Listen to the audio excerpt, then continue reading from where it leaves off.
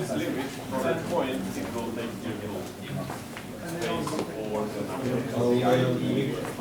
Felix object has an ID which is now very, very high, very many in your database, and now you, for instance, have a list of these tuples. So, and will it now see that all of these, they're in the same list? I'm going to bump all of their stuff. It will not touch the old ones. Okay. All the new ones will grow. Okay. So I really like now I can hear myself breathing. That means it works, right?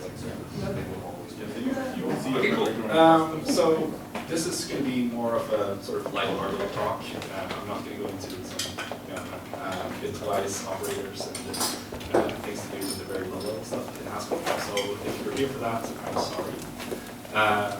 So we're actually writing Haskell services in production at Klarna, and my team is sort of the front runner for doing this. So I'm here to share some of the stuff that we do at Klarna to see, sort of see what your reactions to this. And the first question is, of course, like why Haskell at all?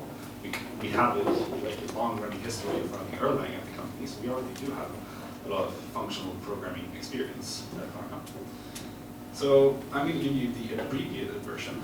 And essentially, Klarna has two major ecosystems. So we have the one Erlang system, which is a huge monolithic system.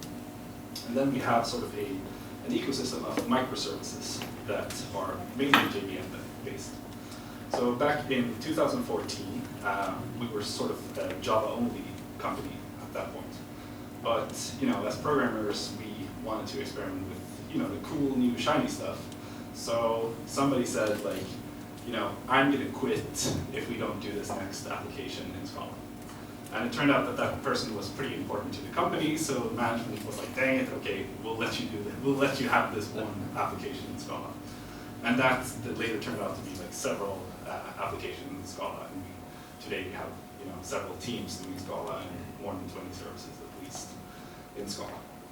But of course, like coming from Java and going to Scala, which is arguably more functional, we didn't actually know how to write programs in Scala or how to do that idiomatically and functionally.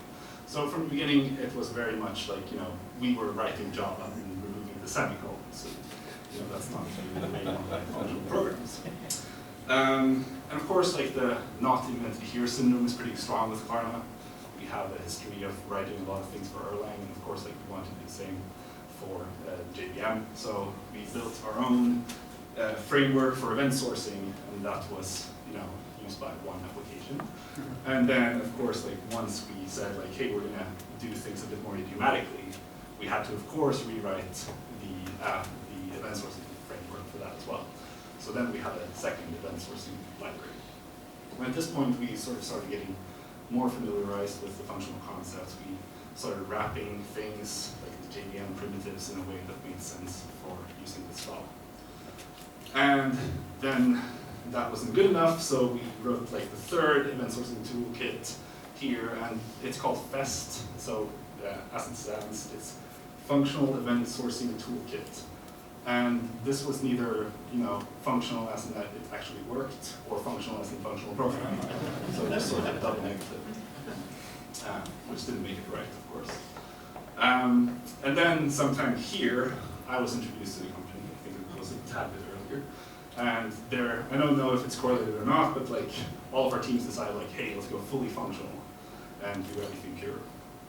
So that's what we did. We invested a lot in the ecosystem around cats and type level, which is sort of the Scala, like the Scala libraries for doing pure functional programming. Just out of curiosity, how many of you know Scala? Right. So all the people from Klarna know Scala. And how many of you are here for Erlang? Or you do Erlang at work? All right, cool. And how many of you do Haskell? Awesome. Some people. Amazing. All right, cool. So at this stage, like when we were doing purely functional, this is where we sort of really started collaborating on like having a common stack between these teams, and we invested a lot in having the same kind of libraries and using the same primitives and so on. And this was really important, for management. They really want to see us, reusing code and not writing new things for everything. So that was a a semi-success, I would say. And of course, like, we had to reiterate and, create another event sourcing library. And I'm sorry that this one's actually my fault. Fortunately, it's much smaller than the rest of these functional libraries. It's only about 500 lines of code or something like this. It essentially sits on top of a little library that does Postgres. So, if we want to summarize our experience with this, we really do love functional programming.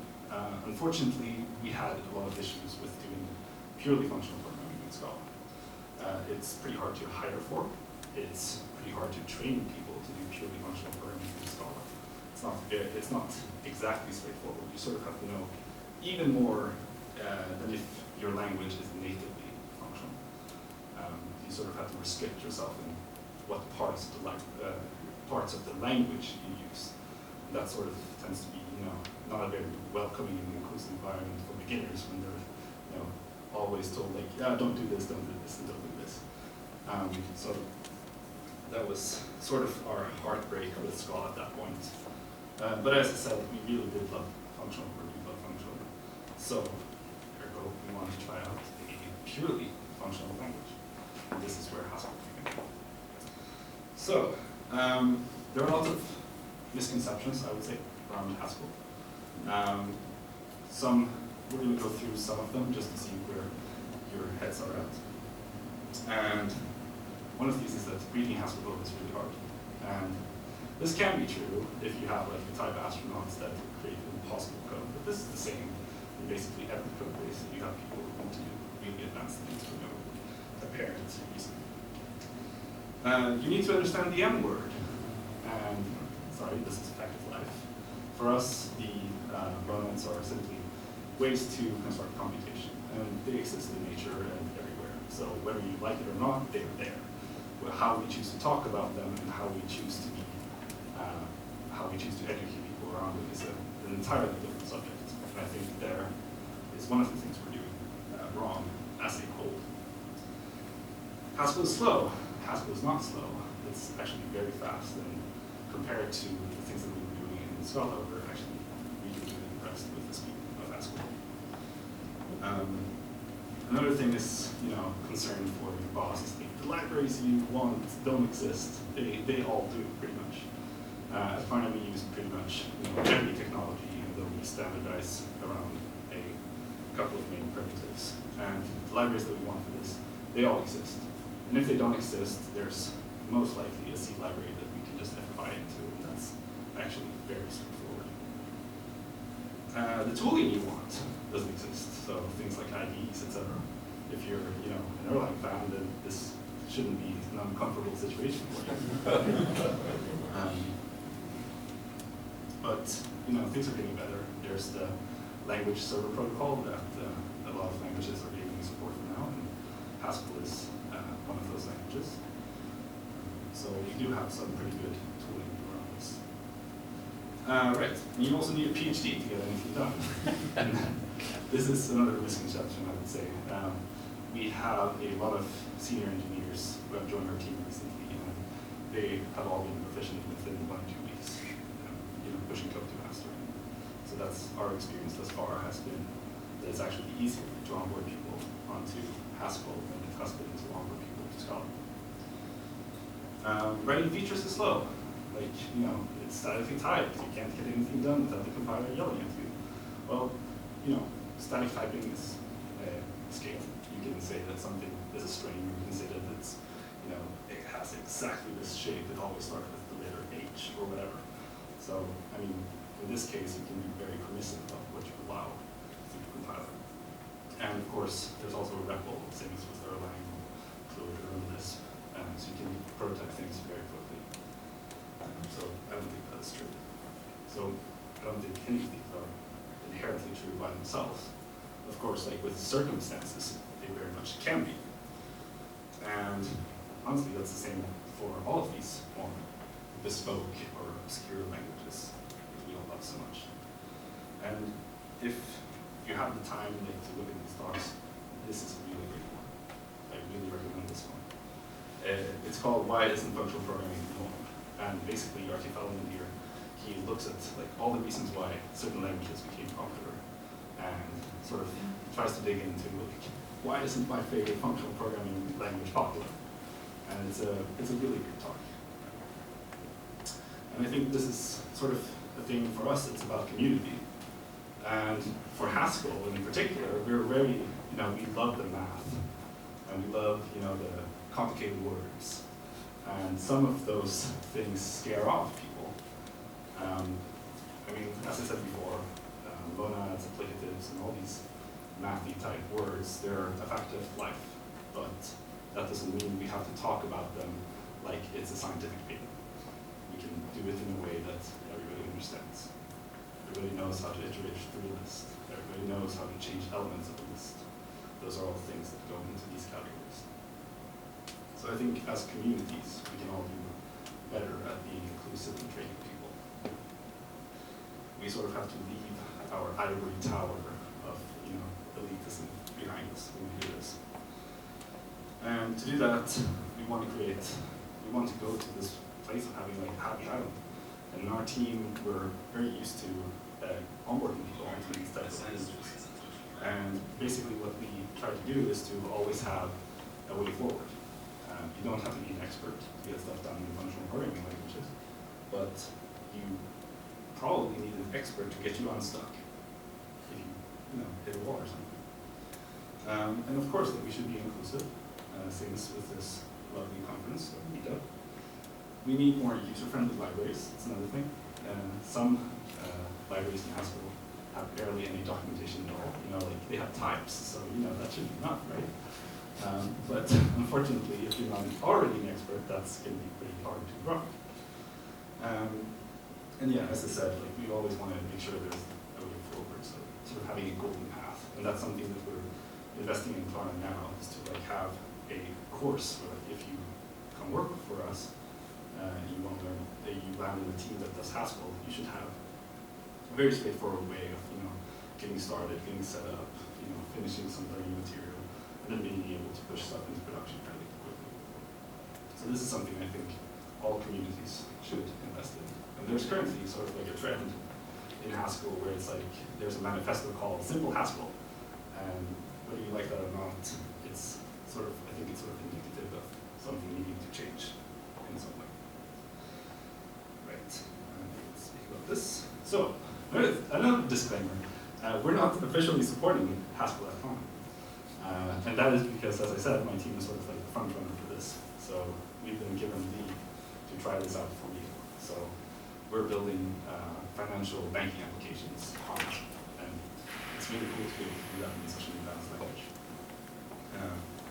And of course, in Klarna, we're always hiring. So if you're interested, you can come talk to me after this. So, yeah. So we hope that we will have the official blessing from our CTO at some point soon. So, what do we actually use when it comes to Haskell? We use essentially these three libraries. So the first one is called Servant. And Servant is you can think of it sort of as a web server. And the other one is Postgres Simple, which we use to interact with Postgres databases. And the third one is Hedgehog. And Hedgehog is sort of a continuation of the work of QuickCheck. And I'm guessing most of you know what QuickCheck is. Yes? No? Okay, so QuickCheck is a property-based testing library. So essentially, instead of saying, hey, I know this example input to the function, I need to figure out which examples I need in order to test my function. I'm instead going to generate all possible examples and then run that through my function and see that some form of condition holds the function for it. So that's a property testing library. Hedgehog is a very interesting library that does this. So I'm going to introduce you all to Servant, because I think it's a really cool piece of technology. And it's sort of a very different thing from what most of you are probably used to if you don't program in Haskell already. So this is lifted straight from the Servant website. Servant is a package, or a set of packages to declare web APIs on the top level. So what does that actually mean? Well, we're going to take a very simple example. So this is a GET request for getting a pet out of a pet API.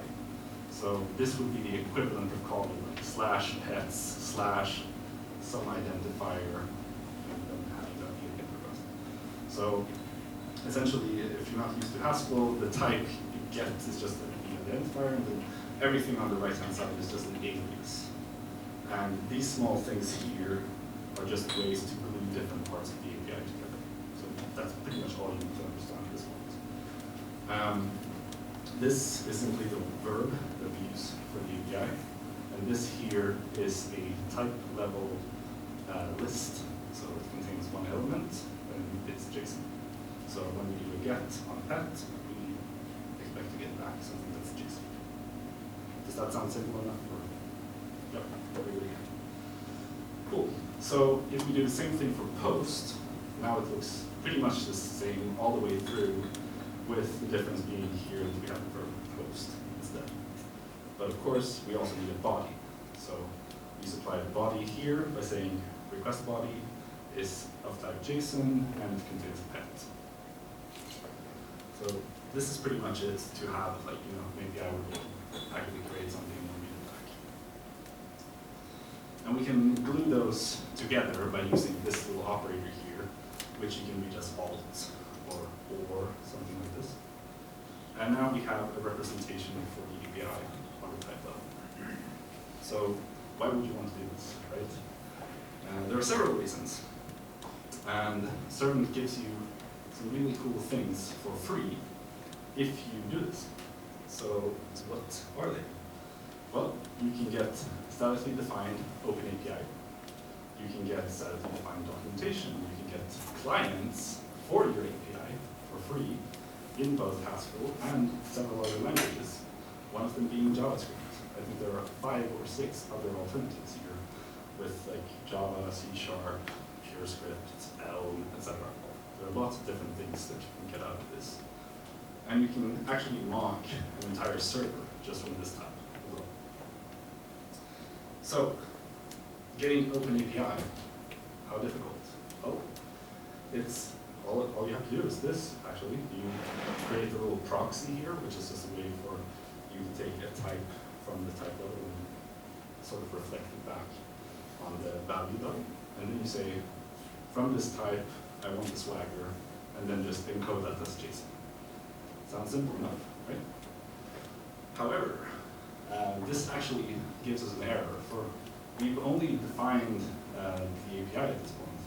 We haven't defined any way to actually get a schema out of, for instance, the pet. So here it says, no instance to schema for pet. So that means we're missing something. And what are we missing? Well, if this is our data type for a pet, it has a name, it has an age, and it derives something that's called generic, we need something else. So we need an instance for toSchema. So this is all we have to provide. And now if we do the same thing again, we actually get the swagger outputted on the marks. So that's it. That's all you have to do. All right, so clients, how does that look? Well, you do the same thing. You just use your pet API type. And then you define this little function here. So you just call client on this proxy here. That's essentially all you have to do. So on this side here, you see we're declaring 2 functions. Get pet client, which takes a pet ID and gives you back something pet. And then you have the post pet client, which takes a pet ID and a pet and gives you back no content, right? So, and then this way here is just a way to tear apart the entire API so that you bind the values to these 2 identifiers. So that's pretty much it. And if you want to have the getPet be a standalone function, you can simply pull out the getPet client, run that with the pet ID that you give this function, and then you say something that's called run client m with a client environment, which is simply the setup for your actual client that you want to run the get request with. That's pretty much it. Then now you have a complete client for your API. And you can do essentially the same thing to get something for JavaScript as well. And the really cool thing is like, in JavaScript there are like 12 billion libraries to do the exact same thing, and pretty much all of them, or the most popular ones, are supported. So you just call like servant.js and Axios, you give it the same proxy you gave before, you say give me the JS for this API, and I want it for this variant of the JavaScript. So that's pretty much it, and you get a JavaScript file. And it's essentially the exact same thing you do if you want a client for Java or a client for C# or even. And the other really cool thing is you can get documentation for free from these types as well. So you simply do the same thing. You say, from this proxy, I want documentation. And then you pass something here. And what that thing is, could be either Markdown, which is fairly standard, right? Or you can actually pass Pandoc. How many people know what Pandoc is? So that's probably the most famous Haskell application in the world, right? So you can get essentially all of these formats as output for your documentation. So you can get everything from ASCII doc to there. Where is it? There. Jira. You can get Jira from this. I don't know why anyone would want that, but you can apparently get Jira from your title.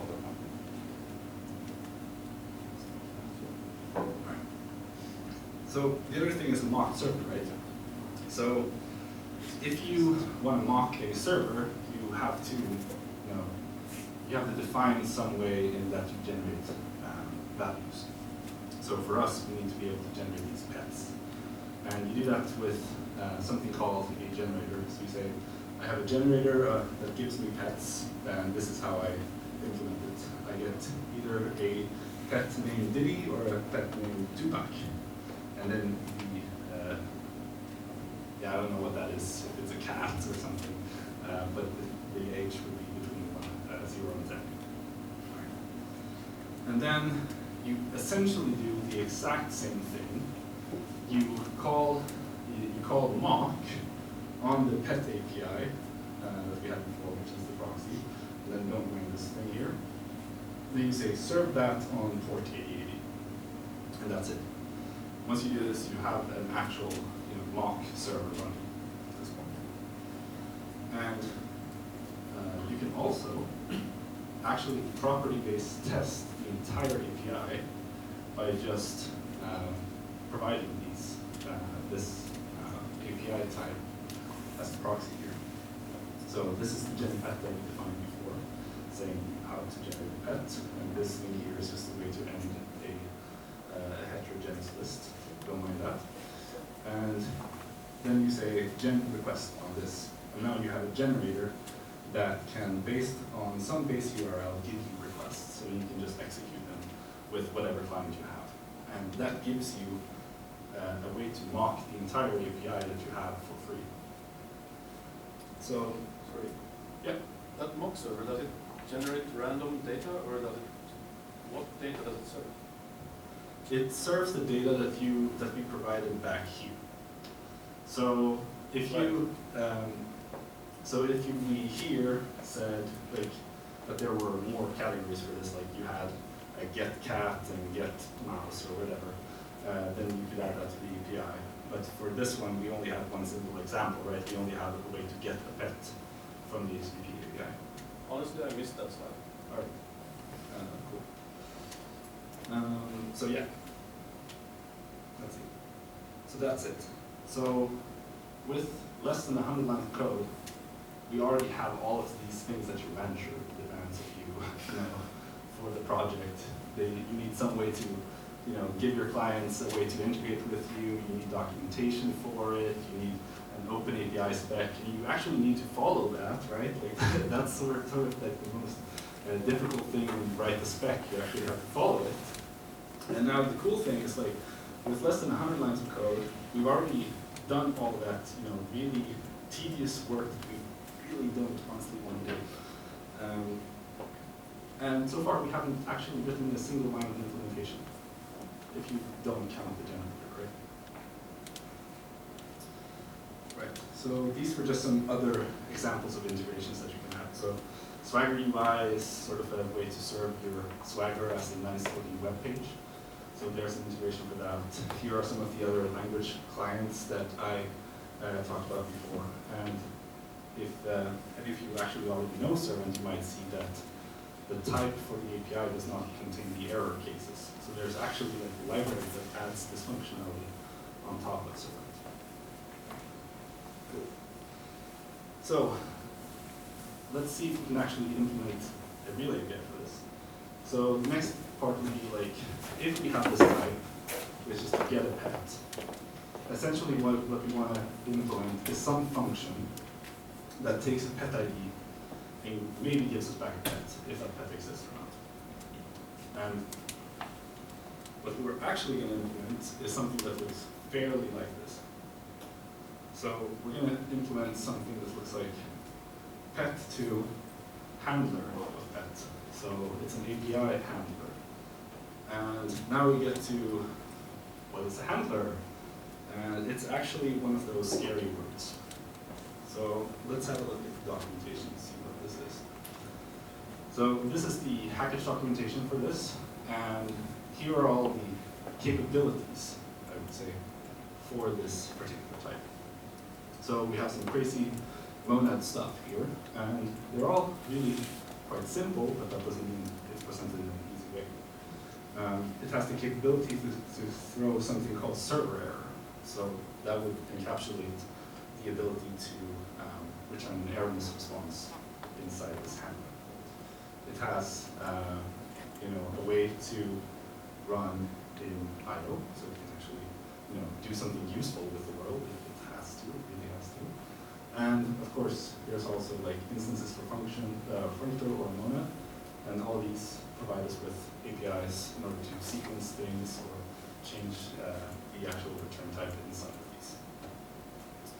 So, how do we do this?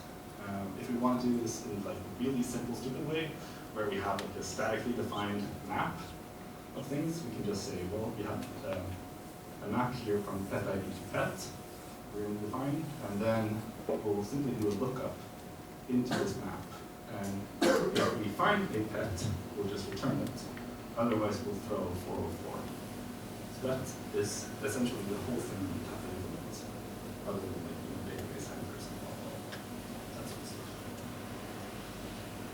So if we put that all together, because before we only had the handler itself, we need a server for our API. And putting that together is the same way that you glue together the type level API. You just use this little alt operator here. And that's it. Now you have a server. And then the way you serve that server is that you just say API handlers, you give it a proxy type, you say serve, you say what you want, essentially. So that's it. So it doesn't have to be super scary, despite being on the time level. And so, in summary, it's sort of mind-boggling that just by defining these simple primitives, we can get so much for free. And we are really happy with how we're getting to use Haskell to work. And we would love it if you also joined us. And Klarna is hiring. So if you want to help build the cool next generation of banking that all the kids are going to use, then come join us. We have several people here from Klarna. So if you're interested, talk to one of them or come talk to me. We do some really cool stuff at Klarna. We have an internal conference every year. We also typically go to an external conference of our choice. So this year, or actually last year, of course, my team went to Lambda World in Cali in Spain. We also have some really cool internal projects going on. So one of my colleagues, Sarah, they host this thing called the Smooth Lambdas, which is a maths enthusiast group, currently based at Category Theory. And that's really all I have to say. Thank you very much.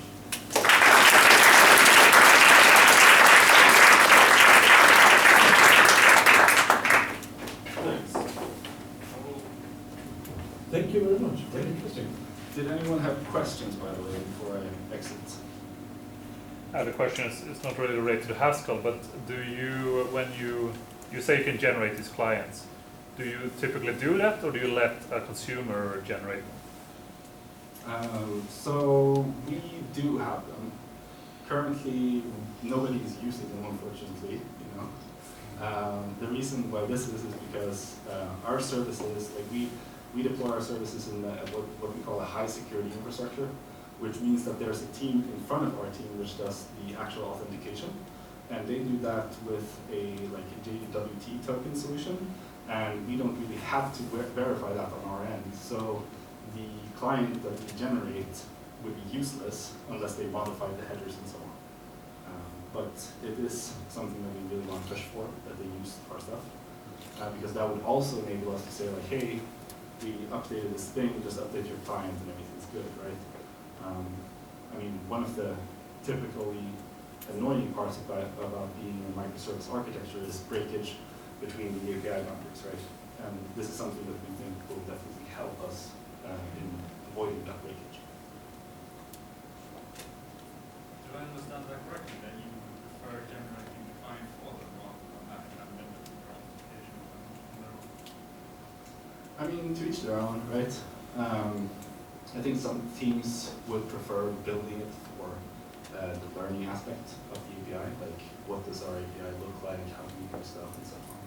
So I think there's definitely a component where it would make sense for the other teams to build it themselves, even though we basically offer a client for them.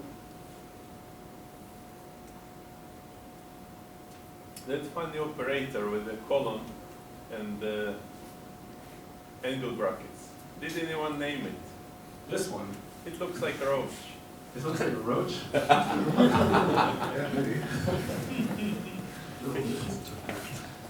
don't know, I usually call it fish or something like this.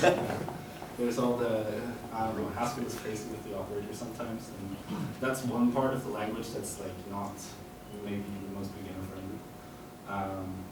We tend to try to avoid the more bespoke operators, but there are some very common ones that, for instance, where is it? Here, for instance, these, essentially here. So this one here, this is actually a map. It's just that it's inline. So it's just a prettier way to write something. And like this looks really weird the first time you see it, but after you've seen it 5,000 times in the code, it's like, yeah, that's not really the biggest issue. Like learning those more common operators is really a trivial part of the job, right? Like, we're engineers, we've all learned things 1,000 times, and this is the least trivial thing, I would say, or the most trivial.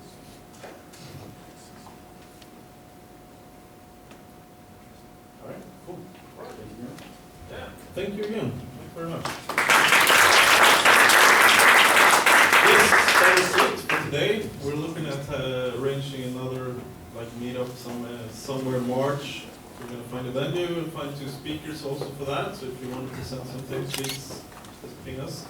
Also, we printed stickers, like Func Prog Sweden stickers. They are at the end when you leave. Take one, put them on your laptop, your CTO's desk or somewhere, so they know what to do, what to program in. Yes, thanks everyone. Thanks for coming.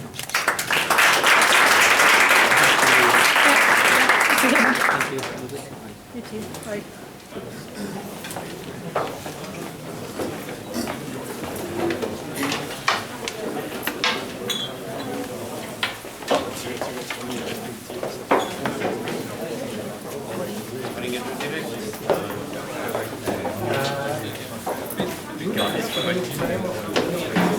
Since I just joined, I have absolutely no idea.